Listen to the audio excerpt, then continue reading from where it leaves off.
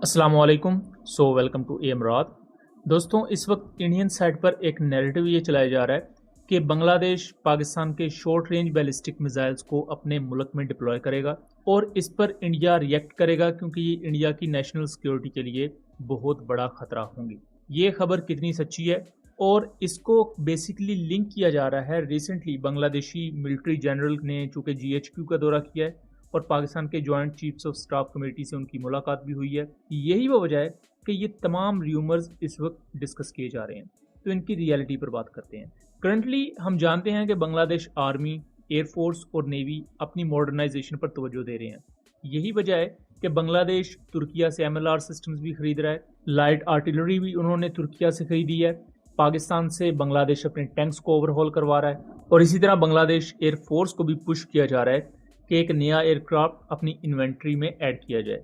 ये aircraft J-10C हो सकता है या JF-17 हो सकता है, लेकिन इसमें भी बहुत से दूसरे जियोपॉलिटिकल एस्पेक्ट शामिल हैं। अब ये जो बात है शॉर्ट रेंज बैलिस्टिक मिसाइल्स को डिप्लॉय करने की, तो ये लेट 2024 से ही चलती आ रही है। तब भी रिपोर्ट्स थी कि बांग्लादेश पाकिस्तान से शॉर्ट रेंज बैलिस्टिक मिसाइल्स खरीदेगा, जैसे पाकिस्तान के पास अब्दाली है या दूसरे शॉर्ट रेंज मिसाइल्स हैं। अब आपने कुछ दिन पहले ही पाकिस्तान के DG ISPR का ये बयान सुना होगा कि we will start from east, यानी कि हम इंडिया को किसी भी अग्रेशन के रिस्पॉन्स में उसके ईस्टर्न साइड पर अटैक करना शुरू करेंगे और फिर वेस्टर्न साइड पर आएंगे। यानी कि ये जो इंडिया की गलत फहमी है कि पाकिस्तान सिर्फ इंडिया के बॉर्डर एरियाज को ही निशाना बना सकता है, वो गलत फहमी दूर कर दी जाए कि हम इंडिया के डीप इनसाइड अंदर जाके भी हिट कर सकते हैं। बांग्लादेश आर्मी के क्वार्टर मास्टर जनरल, जिनका नाम लेफ्टिनेंट जनरल फैजुर रहमान है, वो पाकिस्तान के दौरे पर हैं करंटली।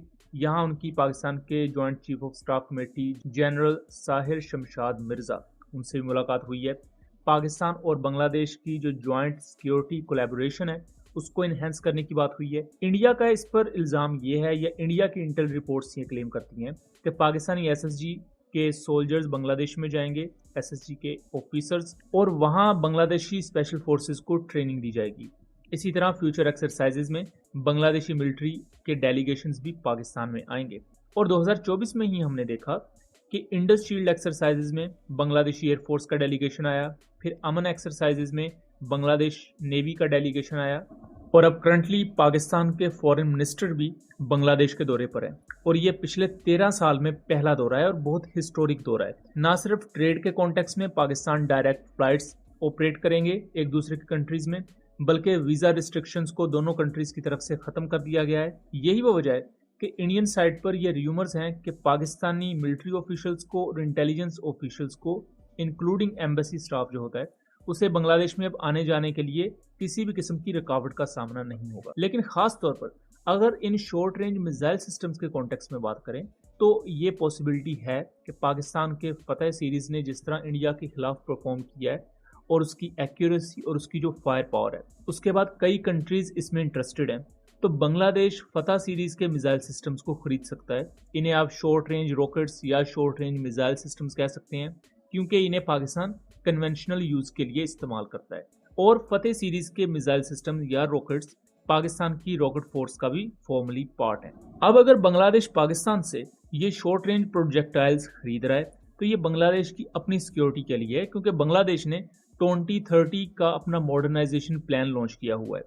उसके तहत वो बहुत से वेपन सिस्टम्स को खरीद रहे हैं। बांग्लादेशी मिलिट्री करंटली बहुत सी कमियों का शिकार है और इस कमियों के पीछे भी इंडिया है। इंडिया ने 1970s के इरा के बाद ही बांग्लादेश में अपनी मर्जी की गवर्नमेंट्स चलवाई या अपनी मर्जी की गवर्नमेंट्स प्लेस की, और इन शैडोई गवर्नमेंट्स के थ्रू ना बांग्लादेशी एयरफोर्स को मॉडर्नाइज होने का मौका मिला, ना आर्मी को और ना नेवी को। आप आज भी देखें तो इंडिया ने कोई भी बैलिस्टिक मिसाइल अपना टेस्ट करना होता है तो वो बे ऑफ बंगाल में जाके करता है, जो कि बांग्लादेशी पानियों के बिल्कुल नज़दीक है। अब आप इमेजिन करें कि आपके टेरिटोरियल वाटर्स के नज़दीक मिसाइल टेस्ट हो रहे हैं, तो उससे आपके मुल्क की ट्रेड पर भी असर पड़ता है, उससे आपकी अपने मुल्क की इंटेग्रिटी पर बड़ा असर पड़ता है, एक साइकोलॉजिकल इफेक्ट होता है उसका।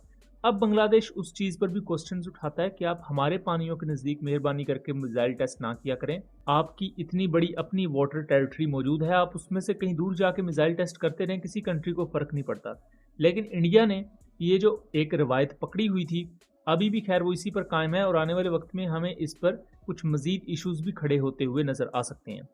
तो बांग्लादेश अगर पाकिस्तान से शॉर्ट रेंज रॉकेट्स वगैरह खरीदता है, जैसे फतेह 1 या फतेह 2 का एक्सपोर्ट वेरिएंट जो 290 किलोमीटर की रेंज प्रोवाइड करता है, तो ये बांग्लादेश की अपनी डिफेंस नीड्स के लिए होगा और पाकिस्तान कहीं ना कहीं इसको पुश भी करेगा। लेकिन ये कहना कि पाकिस्तान अपने रॉकेट्स या अपने मिसाइल्स बांग्लादेश में डिप्लॉय कर देगा, ये ना तो पाकिस्तान की नेशनल पॉलिसी है और ना ही पाकिस्तान इस तरह के किसी भी एक्ट में शामिल होगा।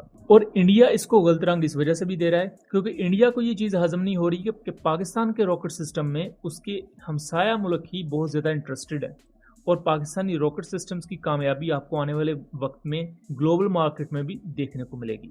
सो दोस्तों, ये था एक एनालिसिस। उम्मीद करता हूँ कि चीज़ें क्लियर रही होंगी। वीडियो पसंद आई हो इसे ज़्यादा से ज़्यादा शेयर कीजिएगा ताकि इस तरह की मज़ीद इंफॉर्मेटिव वीडियोस हम आपके लिए लेकर आ सकें। मिलेंगे अगली वीडियो में, तब तक के लिए अल्लाह हाफिज़।